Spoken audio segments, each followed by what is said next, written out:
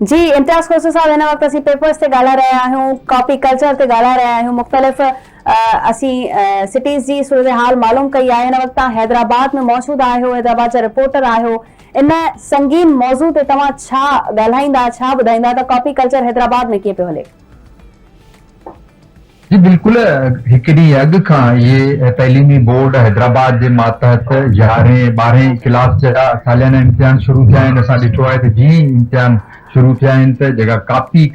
आहे उन जी रोकथाम लाइ जेके विजिलेंस टीमूं हुजनि या खणी असां चऊं त जेको बोर्ड जो अमलो हुजे उन पारां के बि असराइता क़दम न आहिनि खयां विया, जंहिं करे मामूल मूजिबि माना हिकिड़ो रूटीन चइजे त उन रूटीन जे हिसाब सां शागिर्द वटि सुबुह जो जी उते पेपर लाइ पहुचनि था त उन्हनि वटि मोबाइल फोन हुजनि था, जामे तलाशी वठी उन्हनि खे पोइ अंदरि छॾियो वञे थो। उन बावजूदि बि उन्हनि जा जेके मोबाइल फोन आहिनि उहे सेंटर ताईं पहुची वञनि था ऐं अहिड़े तरीक़े सां उतां उन सवाल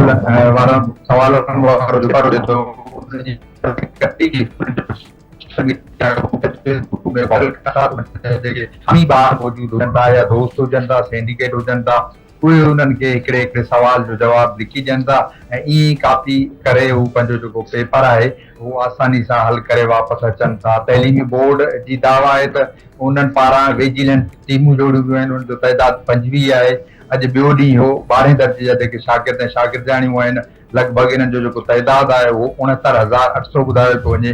हैदराबाद सां सलाड़ियल जेके 9 ज़िला आहिनि, टंडो मोहम्मद खान मटियारी, टंडो मोहम्मद खान जामशोरो, पंहिंजो बदीन, ठटो, सिजावल, हुते इहे इम्तिहान थियनि था। अञा ताईं का बि हिननि जी विजिलेंस टीम न आहे जंहिं रोज़ान जे बुनियाद ते हुते वञी कार्रवाई कई हुजे, कुझु शागिर्द या शागिर्दियाणियूं उन्हनि कापी केस कया हुजनि। त असां ॾिठो आहे त जीअं 9 10 जा पेपर थिया हुआ, अहिड़ी रीति कापी जी धूम मतल आहे ऐं हाणे बि जेके पेपर थी रहिया आहिनि उहे कापी सां ई शुरू थिया आहिनि। कापी सां कपीदा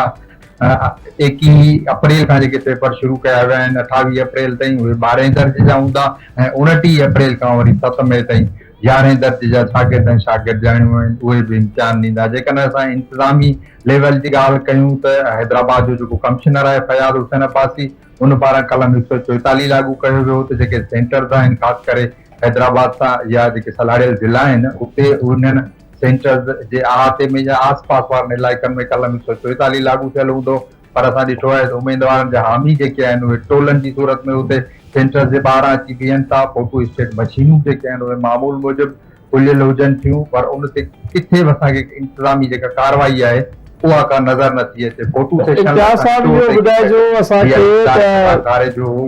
जी इन हवाले से इहो ॿुधाइजो त बोर्ड जी जेका इंतज़ामिया आहे उहा किथे मौजूदु आहे, बोर्ड जे चेयरमैन जा कहिड़ा इक़दामात आहिनि, जेके विजिलेंस टीमूं तयारु कयूं वयूं आहिनि इन जी निगरानी कंहिंजे हवाले कई हूंदी त सिर्फ़ु दफ़ा 144 लॻाइण त काफ़ी न हूंदो आहे, त उहो जेको ज़िले जो कमिश्नर आहे या DC आहे उहो किथे मौजूदु आहे? इंतज़ामिया पारां को छापा वग़ैरह ईअं न पिया हणिया वञनि, बसि इहे सिर्फ़ु ॻाल्हियूं ई आहिनि?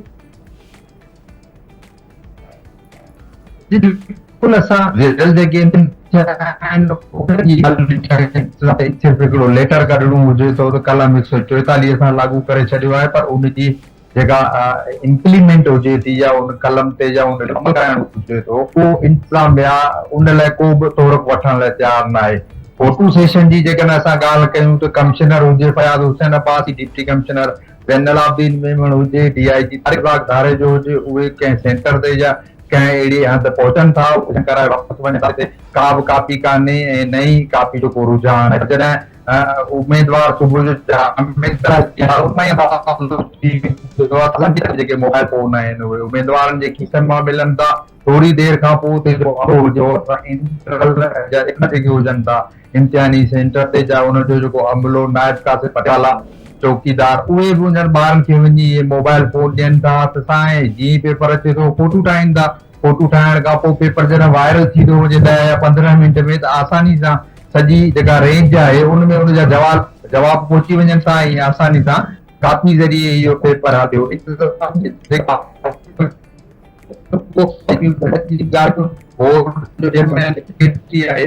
कंट्रोलर आहे, पर किथे बि असांखे को नज़र नथो अचे कोई वञी उते ॿ शागिर्द या शागिर्दियाणियूं कापी केस कया वञनि जा जेके उमेदवार अञा अचनि था ॿियो उमेदवार अची वेठो आहे, उनजी बि रोकथाम लाइ के उपाय न आहिनि वरिता विया। बाक़ी फोटो सेशन या जेके लेटरबाज़ी आहे उन जो धड़ाधड़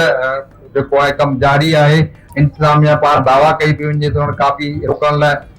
असराइता कदम खया आहिनि, पर जेका ज़मीनी हक़ीक़त आहे असां उहा बयानु कयूं। कंहिं बि सेंटर ते असां ॾिठो आहे अहिड़ो सेंटर को हैदराबाद जो 221 सेंटर मां न आहे जिते कापी न थींदी हुजे।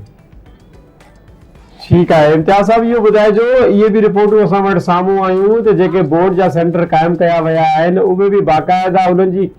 ख़रीदो फ़रोख़्त कई वई आहे, यानी बाक़ाइदा ॿोलियूं लॻायूं वयूं आहिनि। कराची मां बि असांखे रिपोर्टूं मिलियूं, नवाबशाह में बि मिलियूं त हैदराबाद में बि इहो ई सिलसिलो आहे, जेके बोर्ड जा सेंटर क़ाइमु कया विया आहिनि ॿोलियूं लॻाए करे ऐं हाणे उहो बि पंहिंजी रिकवरी करण जे लाइ ॿारनि खां पैसा वठी कॉपी कल्चर खे फ़रोग़ ॾेई रहिया आहिनि। इहो बज़ाहिर त माना असां वटि अहिड़ा ठोस सबूत न आहिनि, पर ज़रिया असांखे ॿुधाइनि था त जीअं उमूमन बोर्ड जी इंतिज़ामिया जो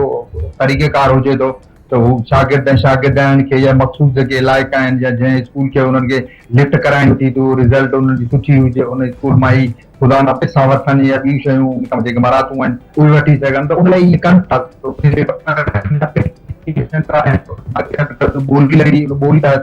पेपर जेको आहे आसानी सां हल करायो वञे थो, जीअं उनजी जेका रिज़ल्ट आहे उहा सुठी हुजे ऐं हू उन खां पंहिंजी जाइज़ नाजाइज़ ख़्वाहिशूं पूरियूं कराए सघे। ॿियो असां ॾिठो आहे त ख़ासि करे बोर्ड जी इंतिज़ामिया हुजे थी, असिस्टेंट कंट्रोलर खां बि ॿियो जेको अमलो हुजे थो उहो बि जीअं हाणे हिननि जी रिज़ल्ट ईंदी त असां अक्सर ॾिठो त रिज़ल्ट ईंदी समूरा शागिर्द या त A1 ग्रेड खणंदा या समूरा शागिर्द जेके आहिनि A ग्रेड में पास हूंदा। असां ॾिठो आहे त जॾहिं इम्तिहान में एॾी कापी हले थी त उहे उमेदवार कीअं A1 ग्रेड ऐं